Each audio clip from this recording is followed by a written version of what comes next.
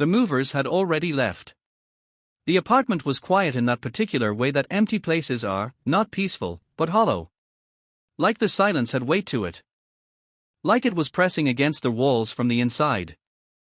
Maya stood in the center of the living room, surrounded by cardboard boxes she hadn't labeled properly, holding a mug of cold coffee she'd forgotten to drink. She was 29 years old, recently divorced, recently fired, recently moved to a city where she knew exactly 0 people. She had $342 in her checking account. She had a mattress still wrapped in plastic. She had a lease she'd signed in a hurry because the rent was cheap and the landlord, a quiet man named Mr. Oren, hadn't asked many questions. She didn't ask many questions either. That was probably her first mistake. The second mistake was assuming the apartment was exactly what it appeared to be, a simple one-bedroom on the 4th floor of a building that smelled faintly of old wood and lavender. With windows that looked out onto a narrow alley and, if you craned your neck just right, a sliver of the city skyline. But apartments, like people, are rarely exactly what they appear to be. And this particular apartment with its creaking floorboards and its too-wide hallway and its bathroom mirror that reflected the room just slightly wrong, was hiding something. She just hadn't found it yet. Maya had not always been someone who ended up in places like this. That's what she kept telling herself, anyway. That there was a version of her life that had existed before, a cleaner version, a brighter one, and that somehow she'd taken a wrong turn somewhere and ended up here. Standing in 40 square meters of rented space with nothing but boxes and regret. The divorce had been finalized 8 months ago.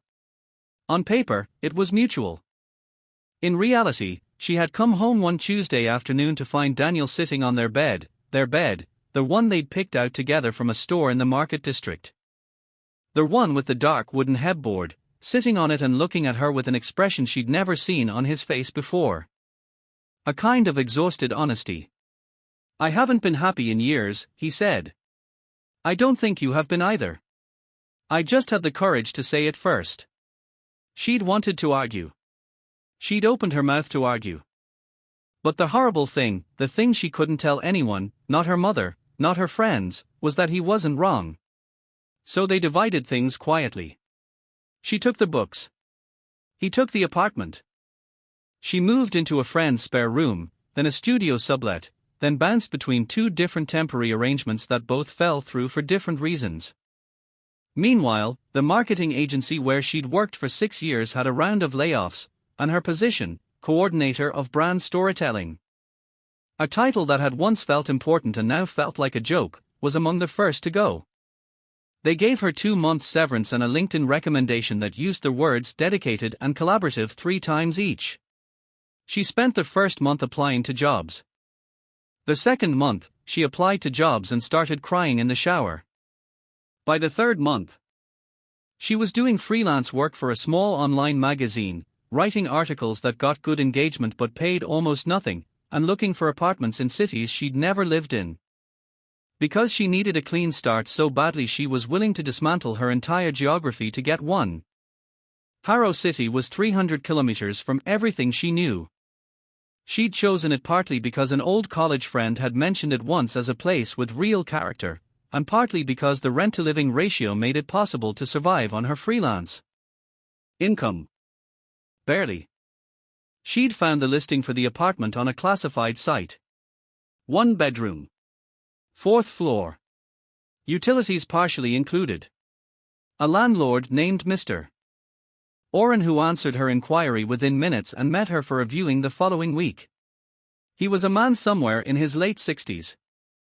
Thin, precise in his movements, with white hair cropped close and eyes that were a very pale gray, the kind of gray that made it hard to tell if he was warm or cold. He showed her the apartment efficiently. Pointed out the storage closet. The heating controls. The window latch that needed a firm hand. He never mentioned the hallway. More specifically, he never mentioned why the hallway was wider than it needed to be. Maya noticed it during her initial viewing and filed it under old building quirks and moved on. The hallway between the bathroom and the bedroom was wide. Almost unnecessarily wide. Wide enough that 2 people could walk side by side comfortably. In a one-bedroom apartment in a building this old, that was unusual. But she was focused on rent numbers and natural light and whether the shower pressure was decent. She signed the lease that same afternoon. The first week in the apartment was quiet and strange. She unpacked slowly. She set up her laptop at the kitchen table and worked on articles. She learned which floorboard near the bathroom creaked, and she learned that the building had a rhythm: garbage truck on Wednesdays, someone practicing violin above her on Thursday evenings. The smell of someone's cooking drifting up every Sunday around noon. She was lonely in the specific way that people are lonely when they've chosen their isolation. Not unwanted, just untethered.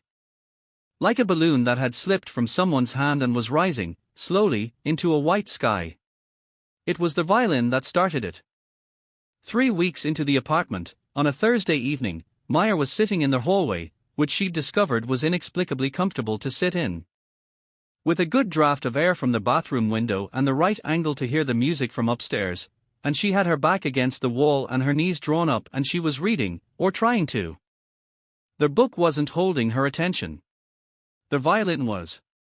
She let herself drift, and in drifting, she became present in a way she rarely was. Present in her body, in the hallway, in the building. She noticed the texture of the wall behind her. The faint smell of something, not unpleasant. Almost like cedar. She pressed her palm flat against the wall, curious. The wall gave slightly. Not a lot. Maybe half a centimeter. But walls don't give. Walls are solid. Maya pressed again, and again that subtle give, a softness behind the plaster that shouldn't be there. She stood up. She ran her hand along the wall, from about knee height to above her head, feeling. At the far end of the hallway, closest to the bedroom, her fingers caught on something. A seam. Thin and painted over, but there. She ran her nail along it and felt it trace a rectangle about 1.5 meters tall by 60 centimeters wide. A door. Painted over so many times it had nearly disappeared into the wall. She stood there for a long time, just looking at it. Every rational part of her brain offered a reasonable explanation. Old buildings, subdivided spaces. Previous tenants sealed off closets. Building codes changed. It was probably a utility space, pipes, maybe an old electrical panel. But her hand was still pressed against the painted over frame, and the cedar smell was stronger here, and the violin upstairs played on, and she felt something she hadn't felt in a very long time. Curiosity. Real, physical, stomach-tightening curiosity. She found a butter knife in the kitchen. She worked the seam for 20 minutes, scraping paint until she found the edge of the door, and then she found, incredibly, a small keyhole, also painted over, also nearly invisible. She stopped. Took a breath. I should call Mr. Oren. She actually picked up her phone. She actually found his number. She didn't call. Instead she went to her box of miscellaneous items, the box labeled random stuff that she'd been avoiding unpacking, and dug through it until she found the small key ring she'd been given at move-in. Mr. Oren had given her 2 keys. One for the front door of the building, one for the apartment. But there was also a third key on the ring, small and old-fashioned, which she'd assumed was for the storage locker in the basement. She hadn't tried it yet. She brought it back to the hallway. Her hand was shaking slightly, not from fear, but from something adjacent to it. That electric feeling of being on the edge of something unknown. She pressed the key into the painted-over lock. It turned. The room was not what she expected. She didn't know exactly what she'd expected: pipes, probably. A concrete utility space. Cobwebs and old fusebox panels. Instead, in the weak glow from her phone's flashlight, she saw a room approximately 3 meters by 4. The walls were a deep, faded green, painted by hand, she could tell, with irregular brushstrokes that gave them an alive, almost layered quality. There was a small window, bricked up from the outside, but with the ghost of its frame still visible in the plaster. And the room was not empty. There was a wooden desk. Old, solid, with 3 drawers on the right side. A wooden chair. And on the desk, carefully arranged, as if someone had simply stepped away from them and expected to return, were notebooks. Dozens of them. Small, cloth-covered, stacked in neat towers, each one labeled on the spine with a year. The earliest one she could find was 1971. The most recent was 2019. Maya stood in the doorway of that room for a long time, her phone flashlight cutting a white beam across the notebooks, the desk, the green walls. Then she stepped inside. The floorboards were steady under her feet. The cedar smell was intense here, a small bundle of dried cedar hanging from a nail beside the bricked-up window. She sat in the chair. It was the right height. Like it had been made for someone her size. She picked up the 2019 notebook first. The handwriting inside was careful and small, the handwriting of someone who was economical with space, who'd learned not to waste. The first page read, "If you are reading this, then you found the key. Mr. Oren keeps it on the ring because he told me he always would." Either he remembered, or the right person needed to find this place. I choose to believe the latter. Maya read that 3 times. Then she turned the page. The notebooks, she discovered over the following days, belonged to a woman named Ilara. She had lived in this apartment, specifically in this hidden room, for nearly 2 years, beginning in 1971, when she'd arrived in Harrow City with almost nothing. She was an immigrant, a painter, a woman who'd fled an impossible situation in her home country and arrived here speaking limited English and knowing no one. She had found the room by accident, the same way Maya had. The key had been on her ring, given to her by the landlord at the time, not Mr. Oren, but his father. She'd kept the room secret because she needed somewhere that was entirely hers. The apartment itself she'd shared, first with 2 strangers, then one. But the room she told no one about. She wrote in it. Painted in it. Thought in it. And when she left the apartment in 1973, she left the notebooks behind. She left them for the next person who would find the room, because she'd written in the final entry of that first year, "Perhaps this place needs to belong to someone like me again." And then other people had found it. Over the decades, the notebooks passed from person to person, each one finding the room, each one reading what came before, each one adding their own. There was a musician in the 1980s who'd used the room to compose. A philosophy student in the 1990s who'd filled 3 notebooks with dense, searching questions about identity. A young man in the 2000s who'd been recovering from addiction and had written himself back into being, slowly, 1 page at a time. Maya read for 4 nights straight. She called in late on 2 freelance deadlines. She ate crackers and peanut butter at the desk in the green room. She wept twice, once reading Ilara's entry about the first time she sold a painting, and once reading the recovering addict's entry about calling his mother after 2 years of silence. And she felt something beginning to shift inside her. Something slow and tectonic. But it didn't come easy. Because reading the notebooks also cracked something open in her that she'd been keeping carefully sealed. All these people, all these lost, struggling, searching people, had used this room to be honest with themselves. They'd written things they couldn't say out loud. They'd faced things they'd been running from. Maya wasn't ready for that. She tried writing. She sat at the desk with a fresh notebook she'd bought at a stationery shop 2 streets over, and she wrote 3 sentences and then stopped. Then crossed them out. Then wrote them again and closed the notebook and went back to her kitchen and stared at the wall. It went like that for weeks. She would go into the room with every intention of writing something real, something honest, and instead she'd reread old entries, or she'd sit at the desk and think in circles. Or she'd write half a page and then tear it out because it felt performative, like she was writing for an audience she'd invented, trying to sound like someone who had it figured out. She didn't have it figured out. Her freelance income dropped because she was distracted. She had a difficult phone call with her mother who kept asking, "When are you going to settle down again?" in a voice that meant well but landed like an accusation. She had one bad night, genuinely bad. The kind where you sit on the bathroom floor at 2 in the morning not because you're dramatic but because the floor is cold and grounding and you need something solid, where she thought very seriously about giving up on the city. Giving up on the rebuild, moving back somewhere familiar and just accepting the smaller life. She didn't. But it was close. The breakthrough didn't come from the notebooks. It came from a conversation she almost didn't have. There was a woman in the building, second floor, apartment 6, who Maya had passed in the lobby 3 or 4 times. Older, maybe 70, with dyed red hair and an enormous tote bag always slung over one shoulder. They'd exchanged the nods of neighboring strangers. Nothing more. One evening, Maya was coming back from the supermarket. It had been raining, she was damp. She'd bought the wrong kind of pasta for the 3rd time because she never read labels properly, and the woman from apartment 6 was in the lobby, struggling to carry a box up the stairs. Maya helped without thinking about it. They ended up having tea in the woman's apartment, an apartment crammed with paintings, photographs, stacks of art books, pots of dried brushes, canvases leaning against every available wall. The woman's name was Celeste. She'd lived in the building for 31 years. They talked for 3 hours. About art, about Harrow City, about what it means to start over.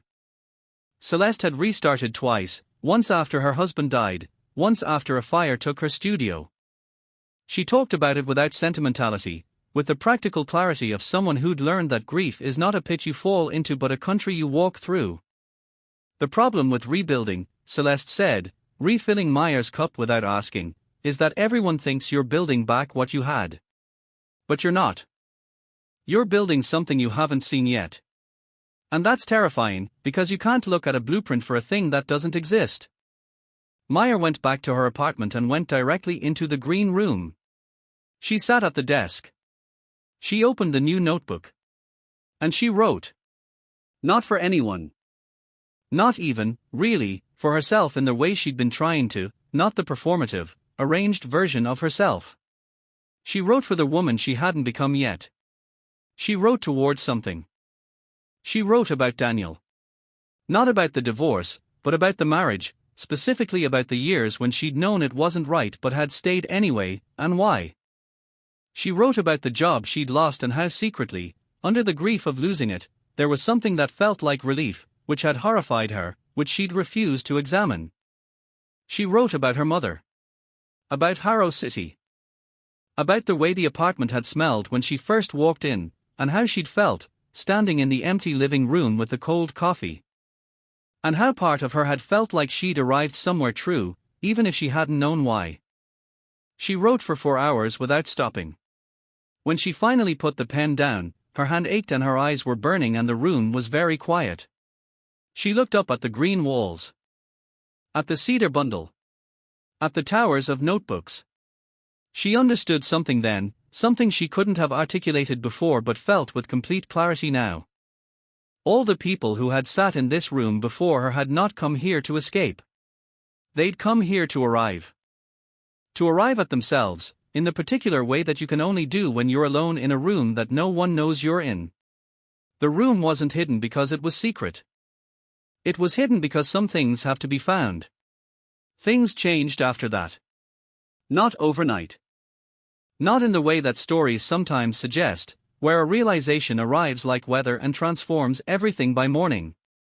It was slower than that. More textured. Maya started writing every day. Not the articles, those continued, she still needed the income, but the notebook writing. An hour in the morning before she opened her laptop. Sometimes more. And something began happening to the articles she was writing professionally. They changed. They became less careful, less arranged, less focused on hitting the expected emotional notes. She wrote a piece about leaving a city you've lived in for years, the specific grief of losing a geography, and it was the most personal thing she'd published since starting freelance work. She submitted it half expecting rejection. The editor wrote back within a day. This is exactly what we've been looking for. Can we make it a regular column? The column was called Starting From. It ran every 2 weeks. It was, essentially, her attempt to put into public language what she was working out in private in the green room. She never mentioned the room. She never mentioned the notebooks. But they were the engine behind everything she was writing. The income improved. Slowly, then more noticeably. She was offered a contributing role at a larger publication.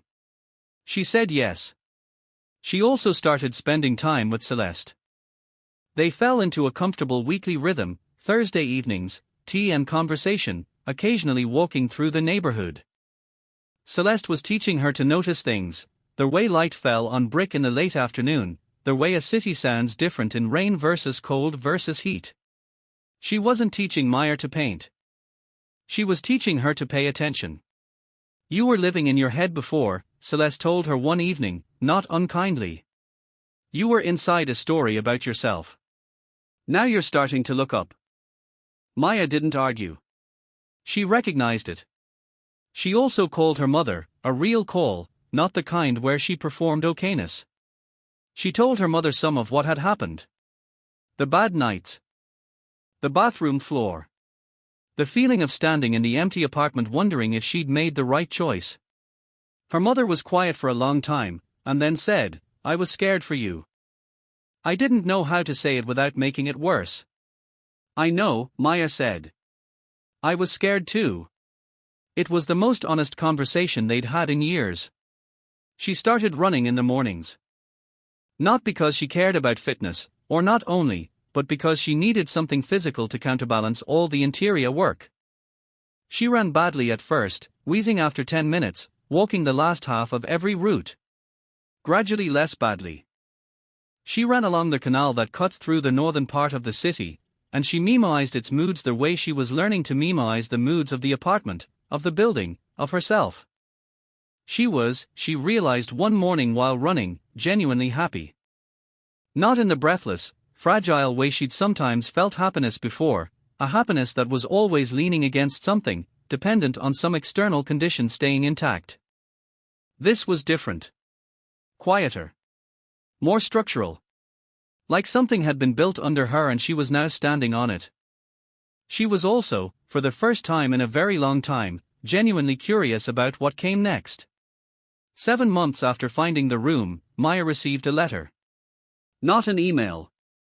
A handwritten letter, on cream-colored paper, in careful small handwriting that she recognized immediately. It was from Ilara.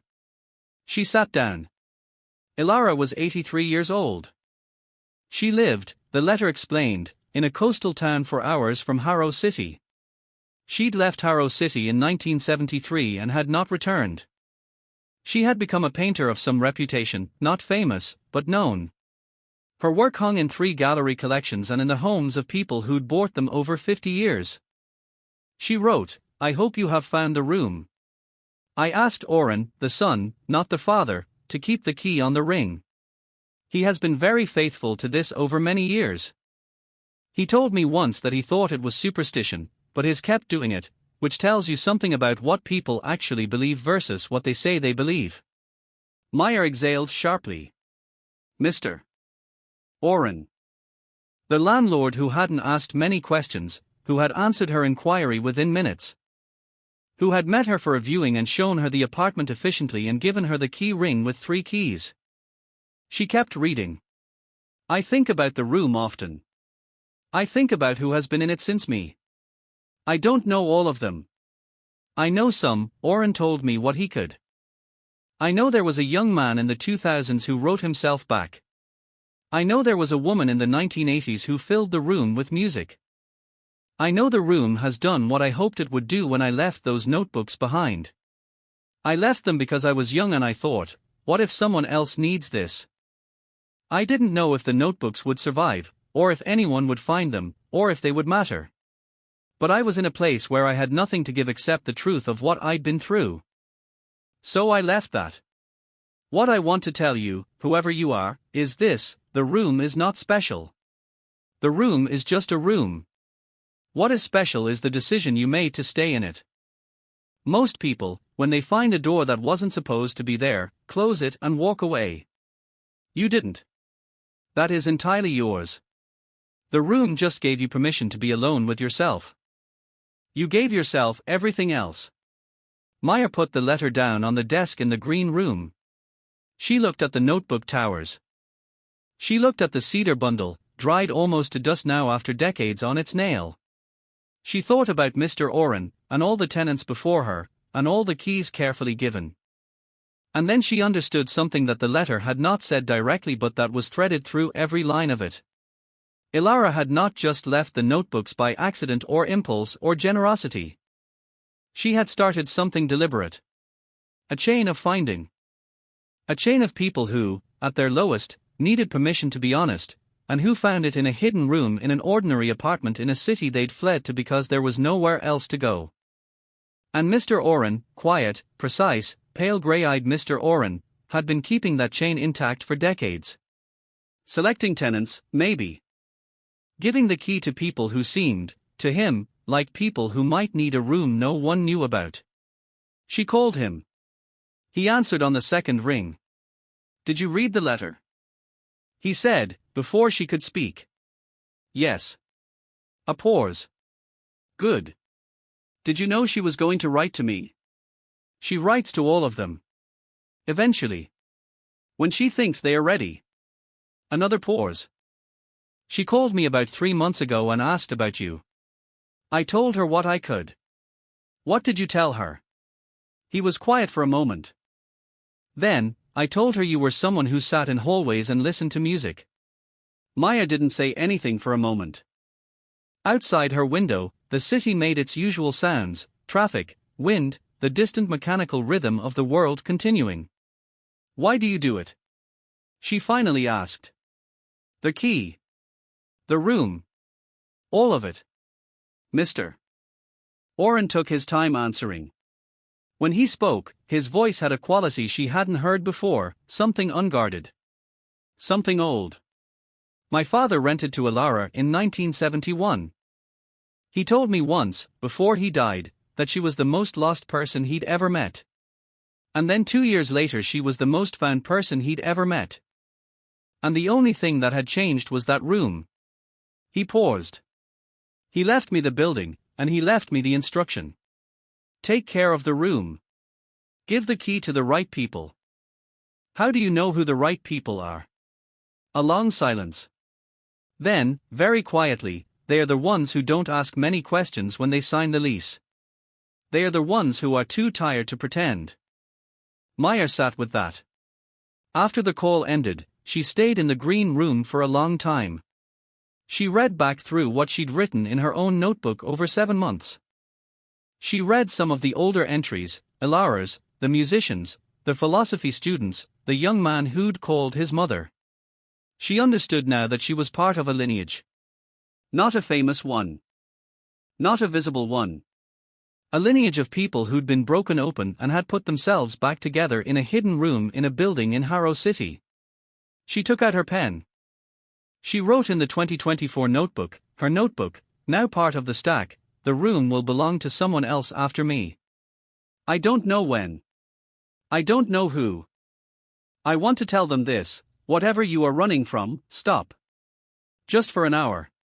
Sit in this chair. Look at the walls Ilara painted. Read what the people before you wrote. You are not the first person to be this lost. You are not the first person to be this afraid. And you will not be the first person to find their way back. The room didn't save me. It just refused to let me lie. That was enough."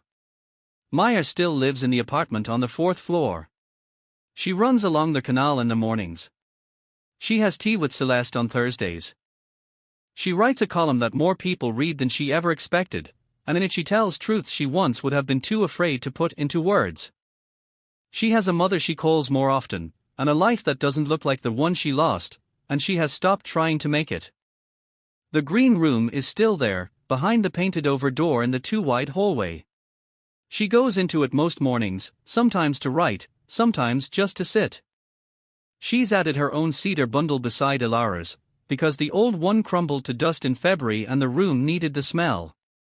She met Ilara once. Drove to the coastal town on a Saturday in early spring. They had lunch. Ilara was small and sharp-eyed and laughed more than Meyer expected. She showed Meyer a painting she'd made in 1973, one of the last things she'd done in Harrow City. It was an interior scene, painted from memory. A small room. Green walls. A desk. A figure, small and indistinct, barely there, sitting in the chair. Who is that? Meyer asked. Ilara smiled. Everyone who ever needed that room. Here is what that story is really about. It is not about a hidden room. It is about permission.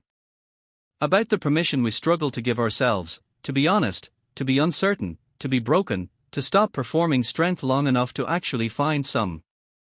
Most of us are living in the equivalent of the apartment, moving through days, negotiating survival, avoiding the too wide hallway. And somewhere in our lives there is a door we've been walking past. A conversation we haven't had. A truth we haven't written down. A thing we've sealed over so many times it's almost become part of the wall. The room is always there. The question is whether you're willing to put the key in. So here is what I want to leave you with. What have you been walking past? What door in your own life have you learned to not see, painted over so many times it almost looks like wall? And what would happen if, just once, you stopped in the hallway, pressed your palm flat against it, and felt whether it gives?